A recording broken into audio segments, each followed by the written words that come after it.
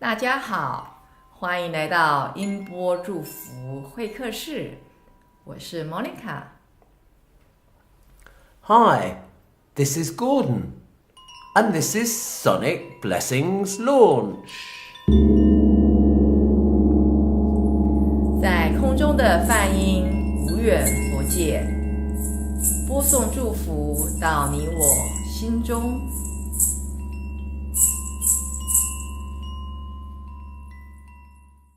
大家好，这里是音波祝福会客室，我是逸琳，我改名字了，我不叫莫妮卡，现在大家开始叫我逸琳。其实我自己叫我自己逸琳都觉得怪怪的，因为这个名字改不到一个月，但是我希望改名字嘛，中国人改名字希望能够改个运啊。好，我叫逸琳，旁边一直笑的人叫做大家好，我是 Gordon, or should I say Gordon? My name's still the same. I haven't changed my name. I'm still the same person, and I've still got the same name. So welcome everybody. We're talking to you from my home in Brighton. We're over in Europe, and we are very conscious that we haven't done a broadcast for ages, and we've been busy on our travels. That's the truth of the matter. 对，我们这个 Gordon 还没改名字，那他的中文名字叫做高尔登，有的人大部分人都以为他的名字叫 Golden Silver Golden 那个黄金啊，叫黄金先生或金先生，不是，他叫高尔登。好，我们是在英国做的录音。事实上我已经各位听到这个录音的时候，我应该人在飞机上或是已经到台北了啊。那好久没有跟大家做录音，真的很抱歉，因为我来欧洲本来是要来休假的，但是这个被 Gordon 计算了，所以来这边忙得要死，没有好好的休息。I said that I plan to come here to have a vacation, but it seems that I was wrong. I'm working so hard, even harder than when I was in Taipei. So what's happening? Well, there have been times when we've been tourists in various places, and what's been going on? Well, as much at your prompting as mine, we've been going to different places and doing different jobs of work and investigating different things and places. Not always as tourists. No, sometimes we've been had our professional hats on, as we say in English, and been investigating people who make gongs, people who sell gongs, people who distribute gongs, people who and also be paying attention in our travels to interesting sounds that we have to play for you later. I'm not sure at what point in the program, but like church bells and organs and all sorts. So yeah, that's the answer that I can give. 我刚刚讲说为什么我这次来时间没有很长，几个礼拜的时间，但是忙得不可开交。就是除了我们在Gordon 在英国这边有非常多的邀约，就是铜锣浴或是声音疗愈，不管大团体小团体的活动不断之外，就是我们在台湾原先就预估好我们要到欧洲以后有2趟的旅行。我们今天这次先讲第一趟，就是我们去欧洲。其实我们在欧洲了啊，就是去除了吃喝玩乐之外，有很重要的任务是我们去看了一些德国的铜锣的工作室工厂或是品牌的展示间。所以呢，很多朋友大家看到我的脸书都觉得好像我都在这边，就是放的这些照片都是吃喝玩乐或是美丽风景的照片。其实事实上我们有很认真工作的时候，然后当然有休息的时候，但是我们在旅行的时候就是一般就是我们有目的去，但是我们其他的时间就是有点工作与娱乐。Yes. I say that in the trip to Europe, especially Germany, we are not only traveling, we also it's not work, but it's because our our job, our interest. So we visit the gong makers, the showrooms. Exactly. The thing is, in the field of sound work that we are involved in, there have been some massive changes in recent years. I think in part it's in response to the growing awareness of gongs and other sound-related therapies and instruments that are used in sound therapy, particularly gongs, gong baths, that whole area and the number of people that are playing gongs has expanded greatly. And as a result of that, the demand for gongs has grown and the number of suppliers of gongs has grown. The people who are making them are making more of them. And we thought it was a good opportunity to visit some places in Europe which are the centre of this massive expansion.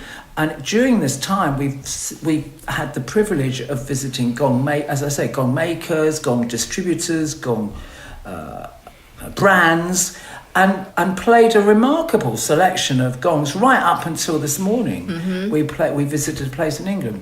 Yeah.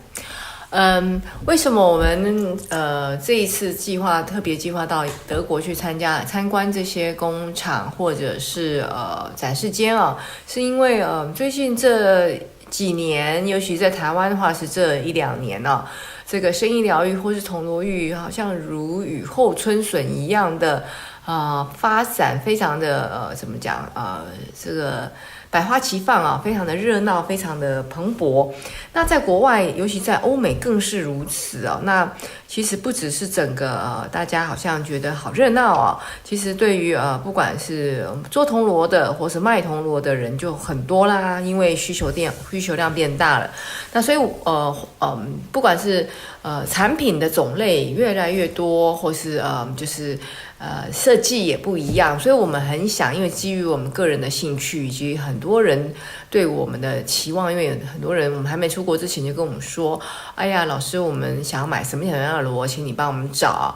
所以我们这一次是事实上是因着这个目的来见这些德国的这些品牌。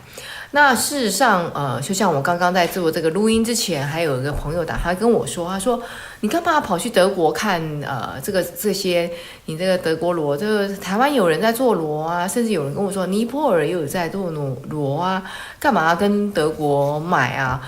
那事实上这个目前不可讳言的是说，当然全世界各地很多地方都在做锣，美国也有人在做锣，英国也有人在做锣，意大利也有人在做锣，但是主要的量产的基本的重镇做的最好的，我们讲是最好的是说它品质啊、品管啊，它的就是你买到的这个锣就是同样的尺寸，同样的产品。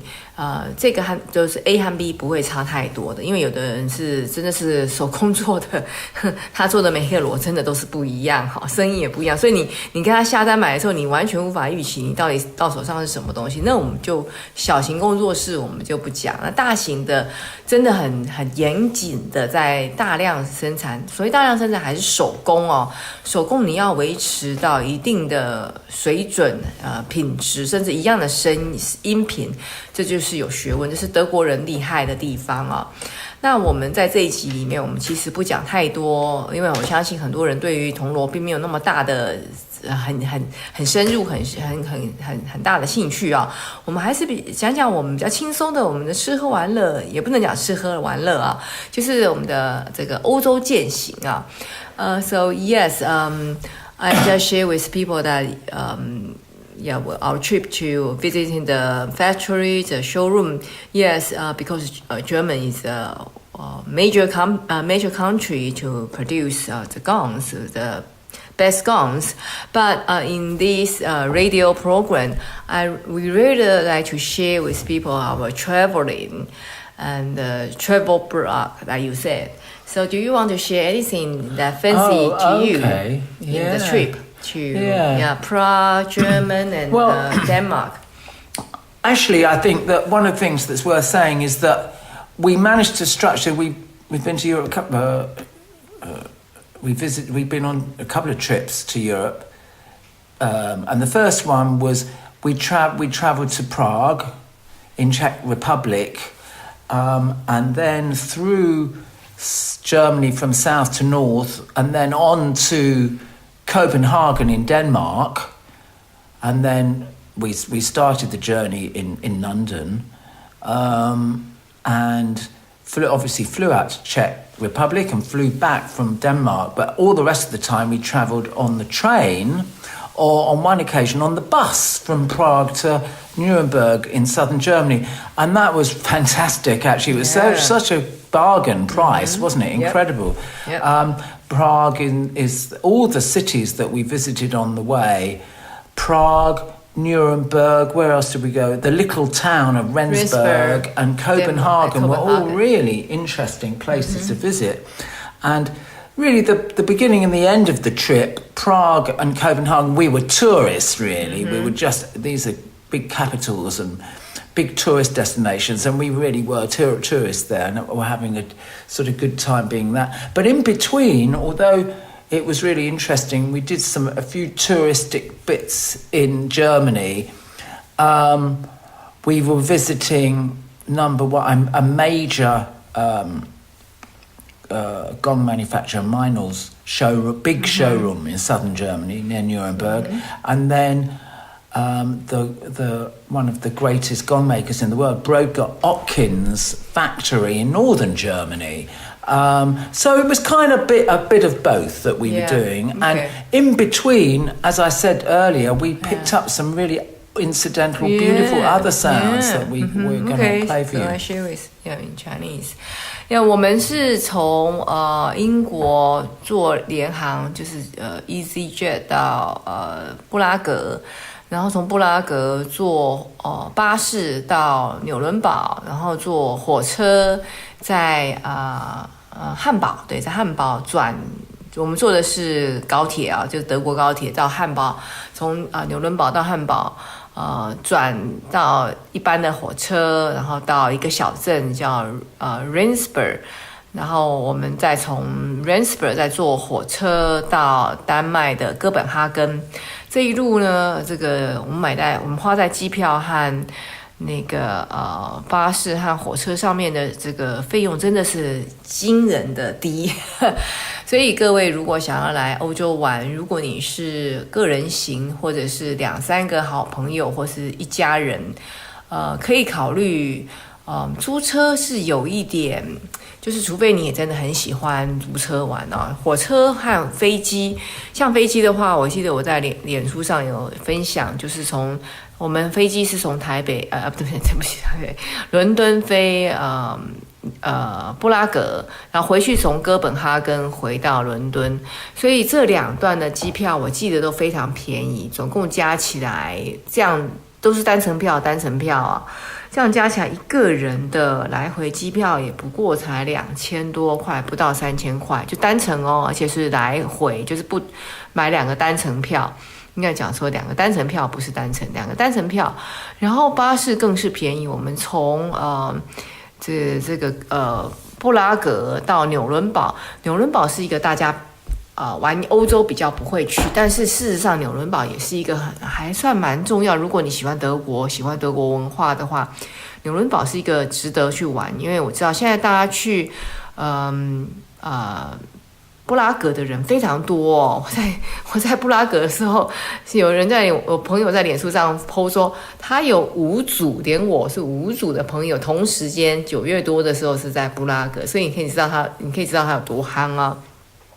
如果你有机会到布拉格，是非常非常美的地方，你可以像我们坐巴士，好便宜哦，是德国的DB 的巴士，走高速公路3个多小时就到纽伦堡，我记得车票也不过一个人，我们2个人买才29欧元，所以你想想看一个人是多少钱，很便宜，而且很舒服。那个真的跑在那个高速公路上，你在喝咖啡或喝茶都不会溢出来啊，非常的平稳，非常快的，很舒服的巴士。然后他们高铁也是超级便宜。那给大家一个小 tips， 就是如果你在德国玩坐火车的话，其实我们上次的经验就是你从就高铁也好，或是一般铁路也好，你可以升等到它的头等舱。我记得它的头等舱只有多花10欧而已。比如说，假设你单程票、火车票、高铁票是从 A 到 B 是30欧，你就花10欧就是高铁，就是头等票。头等票有个好处就是你在转火车，或是你在进站，你是不是比如说我们在纽伦堡要等火车的时候，你就可以摇摇摆摆的进到，像我话就是晃到他们的那个头等舱的那个lounge， 就是会客室啊，就是给他又喝茶，然后我还拿了一块姜饼，还放在脸书上哈，就是有这样的一个好处。所以各位今天这一期听到的这些声音呢，有包括教堂的声音，还有应该Gordon会放管风琴的音乐，都是我们这一路上很幸运的录到的。那其实在欧洲有一个很重要，就是大家知道除了看美术馆就是要看教堂。那除了看教堂之外，还有就听教堂的音乐，就是它的钟声，像我对它的钟声特别喜欢，还有它的管风琴啊。如果你有机会的话，有些一定要去的教堂，像比如说米兰的教堂啦，意大利的教堂多了啊，那巴黎的比如圣母院啊等等之类，你是非去不可的啊。那你去有机会听听看他的比如说他的教堂音乐会，或者是管风琴音乐会，都非常好。I share with people that the trip we when Europe, I mean when Prague and German is very cheap and very good, and also we buy the upgrade the high speed railway. To the first class, so we can go to the lounge.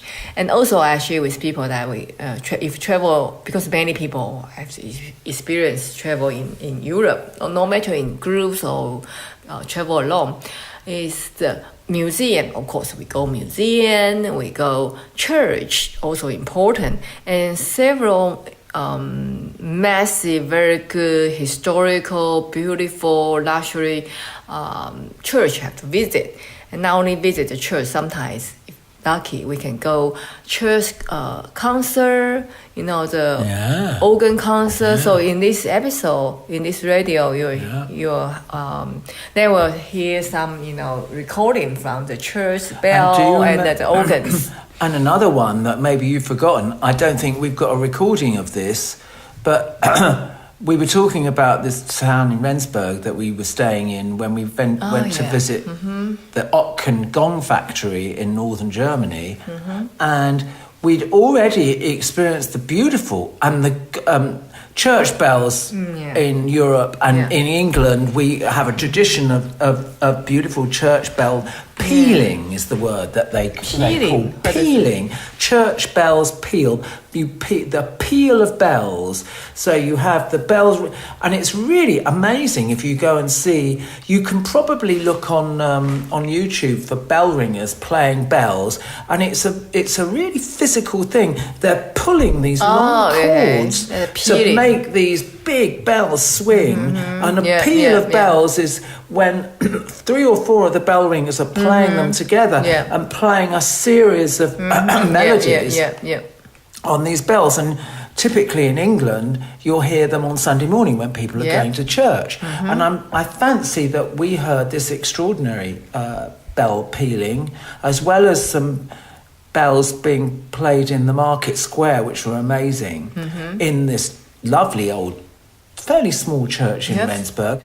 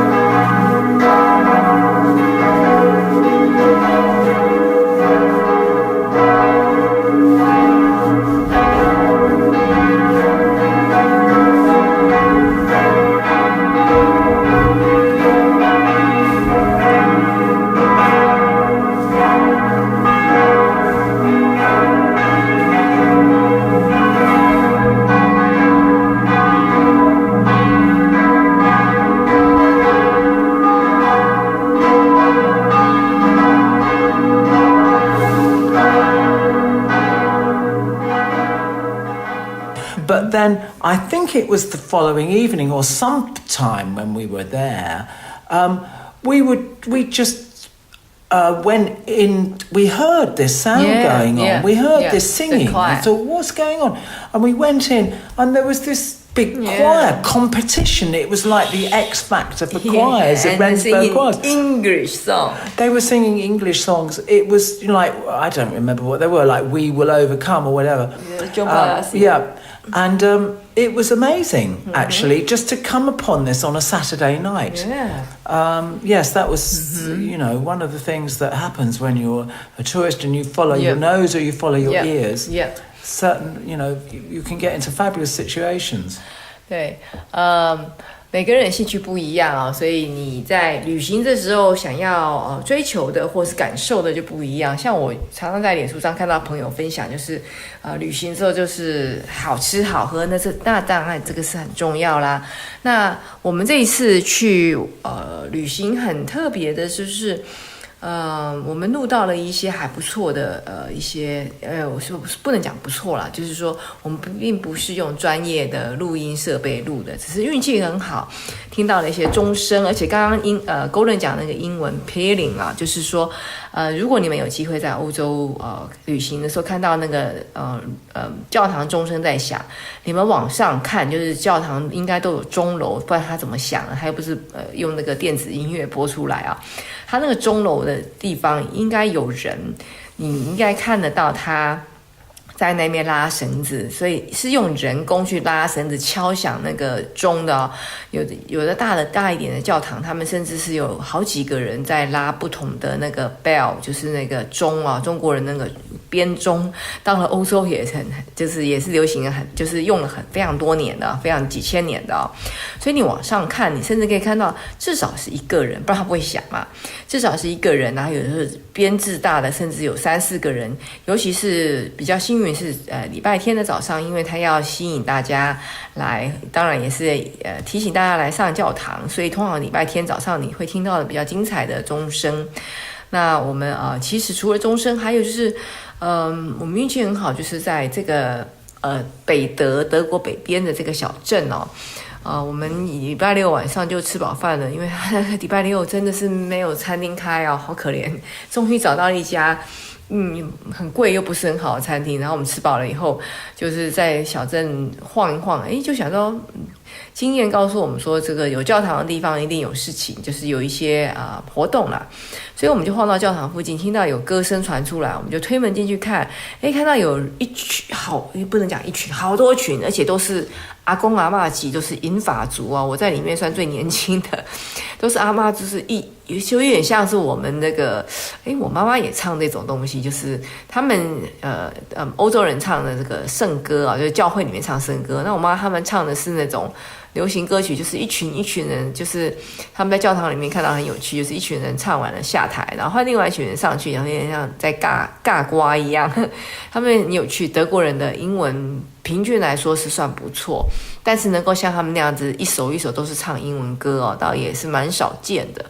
所以我们在那边也是那个跟人家唱圣歌，我是听不懂几首，因为我英文圣歌懂不了几首，但是Gordon都觉得说，这些有的是所谓的，不见得是完全圣歌，就是那种比较心灵指导的心灵方面的英文流行歌啊。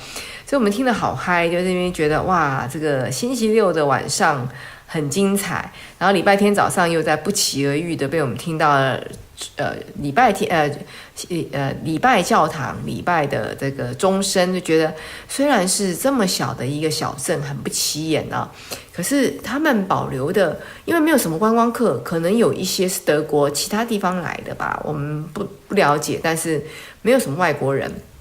所以他们保留的一些原汁原味的文化，还蛮多，让我们很惊艳。Yes. And there was another. While you were talking there, I was thinking of another happy accident. You were talking about listening to organs in cathedrals or churches or wherever it was. Denmark. And it was in Denmark, in Copenhagen. We rushed to see the midday changing of the guard at the palace, which we, in England, we know very well. We're from kids changing the guard at Buckingham Palace. I think they've even written a nursery rhyme about it. And they've got, you may have seen pictures of it. You get them on sort of chocolate box and stuff of the red tunic uniform and the big bearskin fur hats, the tall hats. Well, in Denmark, in Copenhagen, it's the same kit, blue basically, except blue and black with the big bearskins. And the other major difference, whereas in England, most of the time it's really cold and raining. In Copenhagen, when they were marching up and down, changing the guard, all in this sort of, traditional kind of thing they've been doing for 250 years, it was really, really hot. Yes. And, I mean, we really felt sorry for these guys. You thought they were going to faint in their great big serge outfits and the big hats. Anyway, after this had finished, we went off to the neighbouring famous cathedral, which is adjoining the palace. And it's beautiful just to go see this beautiful cathedral, this wonderful dome, famous. Apparently, I didn't know it was famous. It's quite so famous. But we was, in fact, Eileen was sitting. She went to sit in what they call pews in English. It's the seats in the pews, the kind of rows of wooden seats you get in churches. And I was sitting at the back, and because the organ, because I heard somebody playing organ. We already had marvelled at the. When you see organs anywhere, in concert halls or anywhere, but the most exquisite thing is the big pipes, and they're going down to really small ones, and the way that they fit in the architecture of the space. It really is a fabulous thing. The way that they design them. I mean, the whole thing, just the studying of that is like a whole big topic. Oh, special.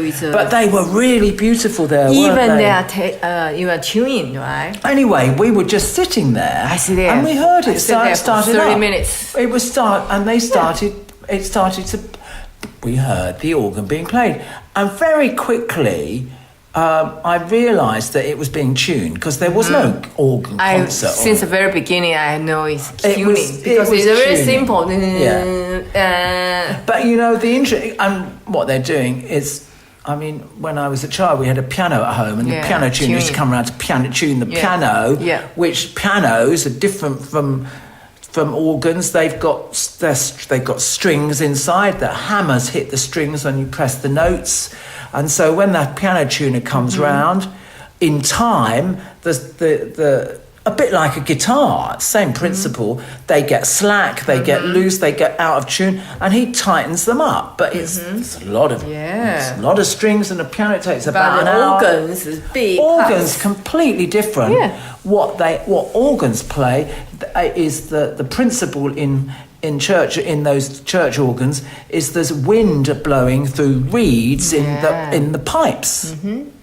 And I'm not sure what he's doing there. What is he doing if they go out of tune? I'm not sure about the principle, but there's some kind of process that they're tuning it. There's some screws, something? I don't know. I mean, maybe it's something to do with the air intake or the way that the thing, maybe the things get a bit off-centred from the air or something. The reeds need to be slightly sighted. But anyway, the thing was that it was just, even though this guy was just playing single notes, the sound was fantastic. Amazing. It was fabulous sound. And one was just sitting there entranced in just hearing the pure sound of these beautiful organ notes.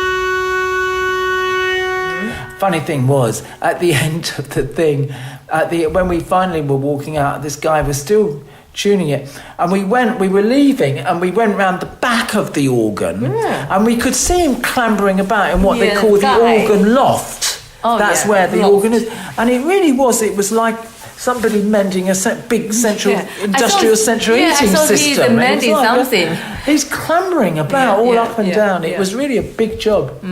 Yeah.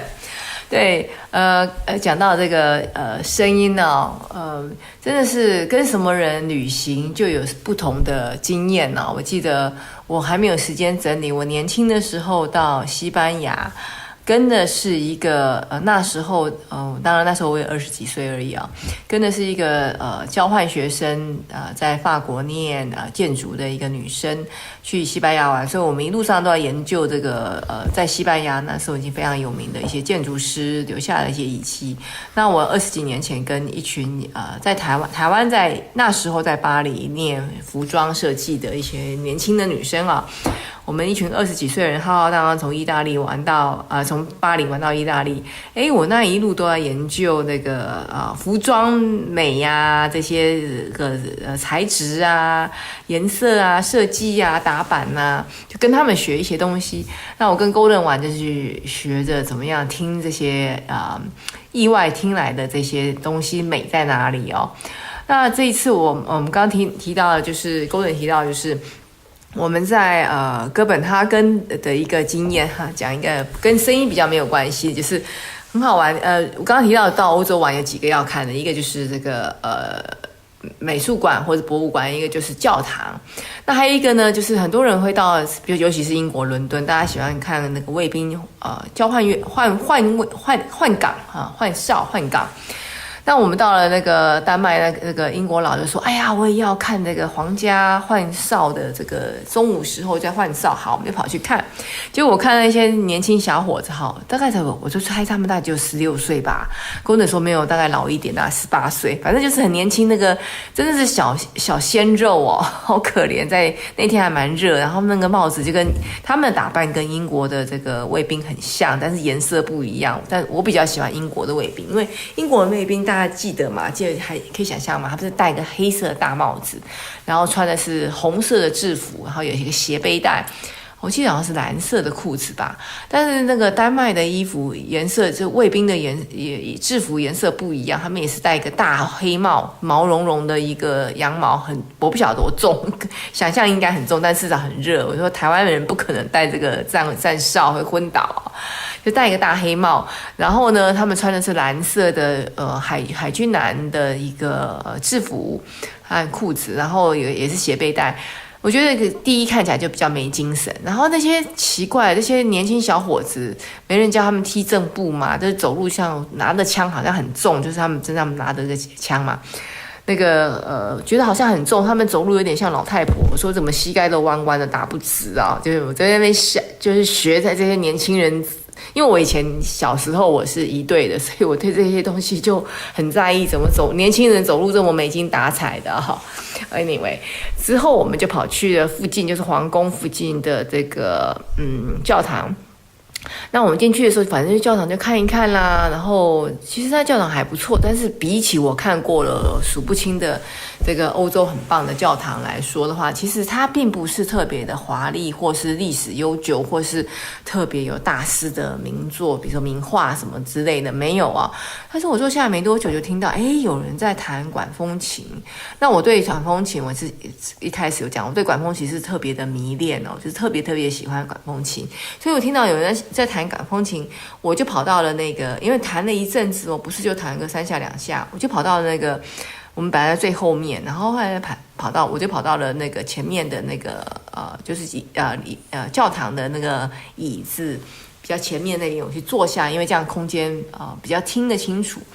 然后我一听就知道他在调音，就噔噔噔，就是在那边调音。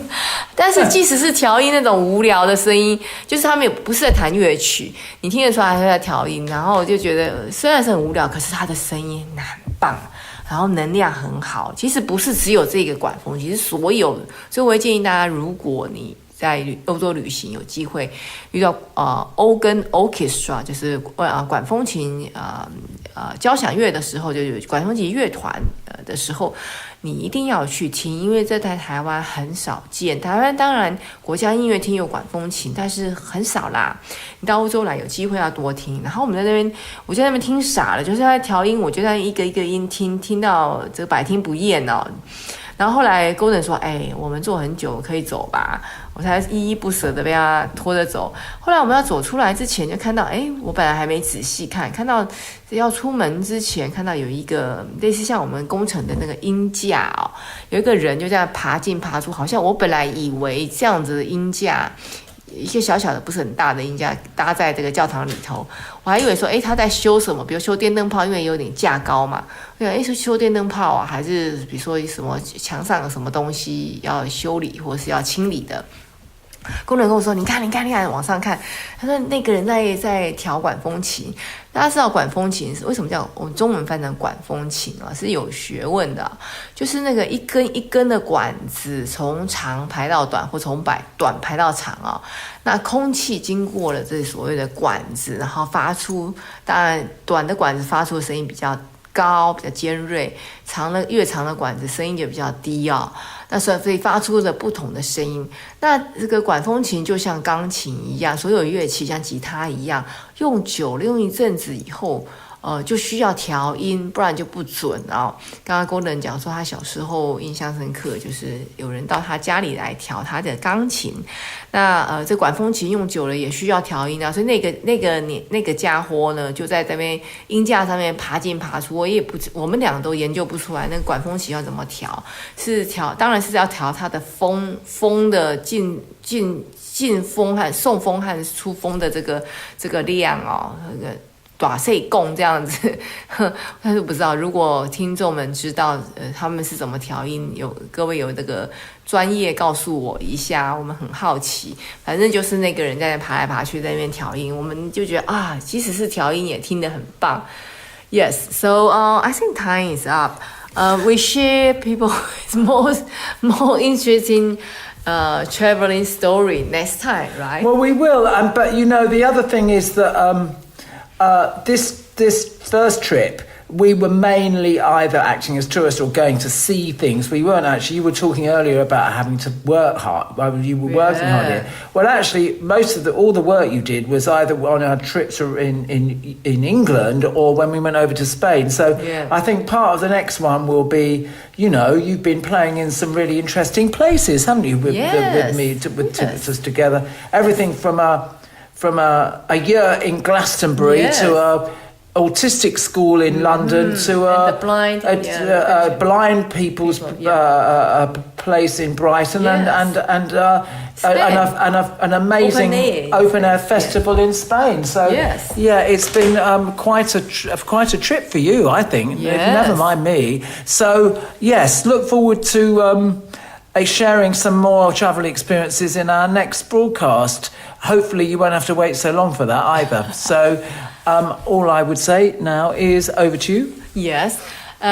我们下一次要跟大家分享的这一期分享的主要是我们在布拉格德国和这个丹麦的一些旅行。那下一集我们要分享的是我这一次来英国，在很多的在我人生里面是一个很精彩的一段哦。因为其实对 Gordon 来说 ，Gordon 常常参加过这种活动啊，但对我来说很多都是第一次。比如说第一次在这个很神圣的小镇。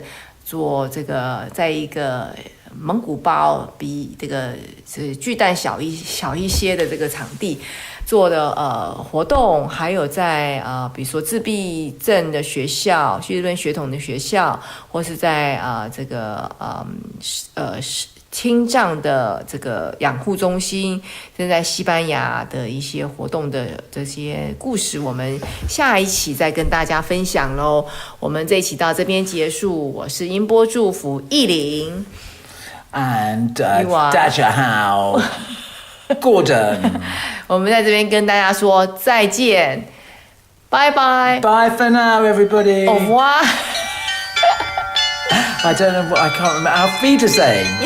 Auf Wiedersehen. Okay. And I can't remember what goodbye 对， is in 再跟 Spain. 大家提示一下，我们今天这一期听到的音乐就是管风琴，然后在教堂音乐。